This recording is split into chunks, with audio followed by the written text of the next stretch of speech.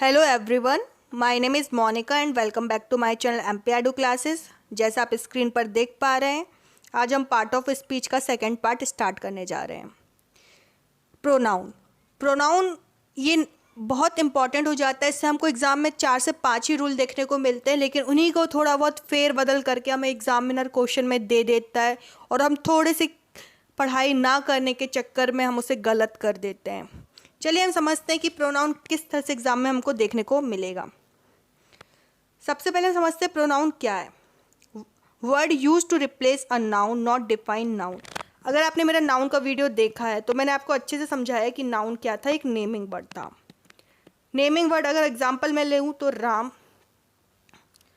अगर मैं इसको रिप्लेस करना चाहूँ तो किससे करूँगी? ही से या फिर हिम से।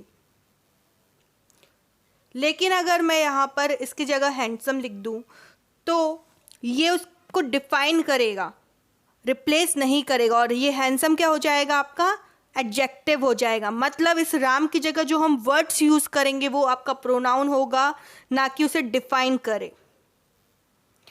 हम एक एग्जाम्पल लेते हैं। Look at Mike. Mike is a good boy. Mike loves to study. Mike is a good at skating. Mike के बारे में बात कर रहे हैं यहाँ पे। माइक को देखो, माइक एक अच्छा लड़का है। Mike loves to study. Mike good at skating. Mike के बारे में बार बार बात हो रही है, लेकिन सब उसकी जगह से माइक ही यूज़ हो रहा है, कोई और वर्ड यूज़ नहीं हो रहा है। तो ये हम इसको एक तरह से गलत समझते हैं, क्योंकि एक ही वर्ड को हमें बार बार यूज़ नहीं करना चाहिए है। तो इसकी जगह हम क्या यूज़ कर सकते हैं?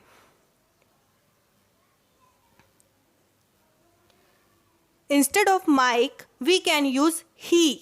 मतलब माइक की जगह हम क्या यूज कर सकते हैं? ही यूज कर सकते हैं, क्योंकि माइक एक लड़का है। जैसे कि look at Mike, he is a good boy. He loves to study. He is good at skating. मतलब हमने माइक की जगह क्या यूज किया? ही यूज किया। तो ये ही क्या है? आपका प्रोनाउन है। अगर हम बात करना चाहें टाइप्स ऑफ प्रोनाउंस की, तो ये टोटल 8 होते हैं। Personal, reflexive, empathetic, relative, interrogative, इस तरह से आपके टोटल 8 होते हैं। सबसे पहले हम देखते हैं पर्सनल प्रोनाउन। पर्सनल प्रोनाउन को इस तरह से सिंपल सा आप यूज़ करें, जहाँ पे आपको नाउन को रिप्लेस करना होता है या नाउन फ्रेज को रिप्लेस करना होता है, वहाँ पे पर्सनल प्रोनाउन होता है। वहाँ पे हम 3 फॉर्म देखते हैं पर्सन के। कौन कौन से हम बचपन से पढ़ते आ रहे हैं? First person, second person, third person. एक तरह से हमें टीचर समझाने का ट्राई करता था, आप खुद के होते हैं फर्स्ट पर्सन होते हैं, जिससे बात कर रहे हैं वो सेकंड, और जिसके बारे में बात कर रहे हैं वो थर्ड पर्सन। कुछ इस तरह से हमें टीचर समझाता था बचपन में, हम उसी को अच्छे से समझ लेते हैं। मैंने अब भी बात की, हम जो होते हैं वो क्या होते हैं? फर्स्ट पर्सन, हम या मैं। तो आई और वी, इसका ऑब्जेक्टिव फॉर्म क्या होता है आपका? आई का मी होता है और वी का अस होता है, यू का दो और दी। थर्ड पर्सन क्या होता है? ही, शी, इट, दे। दे का क्या होता है ऑब्जेक्टिव फॉर्म आपका? देम होता है। इट का इट ही रहता है। ही का हिम होता है। शी का हर होता है। आई होप आपको ये पॉइंट समझ में आ रहा होगा। आप लोग गवर्नमेंट जॉब की तैयारी कर रहे हैं तो आपके लिए ये चीज़ें बेसिक होंगी, आपको ये चीज़ें बनती होंगी। अब हम उसके पर्सनल प्रोनाउन के तीनों फॉर्म भी देख लेते हैं, नॉमिनेटिव, ऑब्जेक्टिव और पॉजेसिव।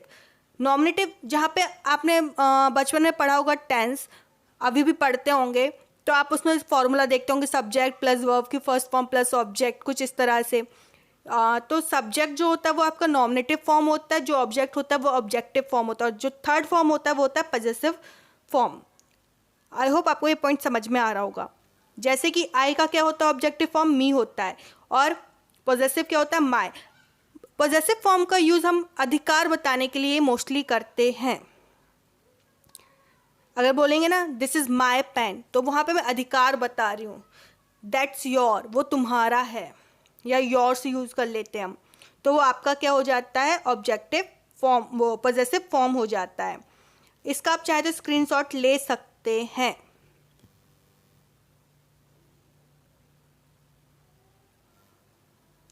अब हम रूल्स के बारे में बात करते हैं, जहाँ से एग्जाम में हमको क्वेश्चन देखने को मिलता है। हमने 3 पर्सन की बात की, फर्स्ट, सेकंड, थर्ड। सबसे पहला रूल है, अगर हम जब भी नॉर्मल कंडीशन में कन्वर्सेशन करते हैं या कोई बात बताते हैं, जब नॉर्मल कंडीशन हो वहाँ पे कोई और चीज़ अप्लाई ना हो, कोई गलती भूल चूक कुछ भी नहीं, सिर्फ हम नॉर्मल बात करें, हम जा रहे हैं, हम खा रहे हैं, हम पी रहे हैं, तब आप सिंपल आपका ऑर्डर होता है पर्सन का second person, third person and first person. For example, you, he and I R going. तुम, वह और मैं जा रहे हैं। नेक्स्ट एग्जाम्पल देखते हैं, you, he and I have to help her. हमें उसकी मदद करनी चाहिए, नॉर्मल कंडीशन है।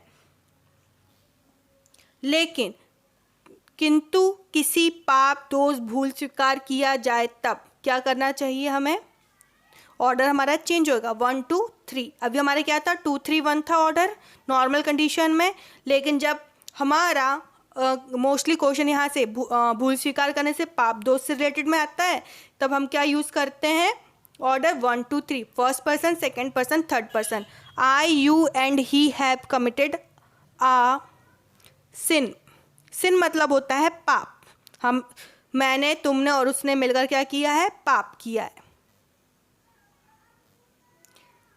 चलिए कुछ और रूल्स है, उसको भी अच्छे से समझ लेते हैं। Use of objective case pronoun. हम कभी कभी ना ऑब्जेक्टिव केस प्रोनाउन भी यूज़ करते हैं। कब? लेट के साथ। किसके साथ? लेट के साथ। जब भी हम लेट यूज़ करते हैं, सबसे पहले आया कि आपका सेकेंड पर्सन, ये फर्स्ट पर्सन। अगर थर्ड पर्सन होता तो क्या होता हमारा रूल? 2 3 1 नॉर्मल कंडीशन में। Let you and me go. अगर 3 होते तो let you, he and me go होता। जो एंड के बाद आएगा वो किस फॉर्म में आएगा? आपका ऑब्जेक्टिव फॉर्म में आएगा। एक हो गया लेट के बाद। सेकंड होता है प्रीपोजिशंस। प्रीपोजिशंस क्या होते हैं? जब हम अंदर जाते हैं तो इन का यूज़ करते हैं, है ना, इनटू का यूज़ करते हैं। अगर कोई चीज़ टेबल के ऊपर है तो हम ऑन यूज़ करते हैं, बिसाइड करते हैं, बिहाइंड करते हैं। ये सारी चीज़ें क्या कहलाती हैं? ये सारी चीज़ें आपकी कहलाती हैं प्रीपोजिशंस। इनके बाद भी हम ऑब्जेक्टिव केस का ही यूज़ करते हैं। जैसे कि एक एग्जांपल देखते हैं, he depends on me. On है, ये प्रीपोजिशन है, तो इसके बाद क्या आएगा? ऑब्जेक्टिव केस आएगा। There is no conflict between. Between क्या है आपका? ऑब्जेक्टिव केस है, सॉरी प्रीपोजिशन है, तो यू एंड मी आएगा। क्या आएगा?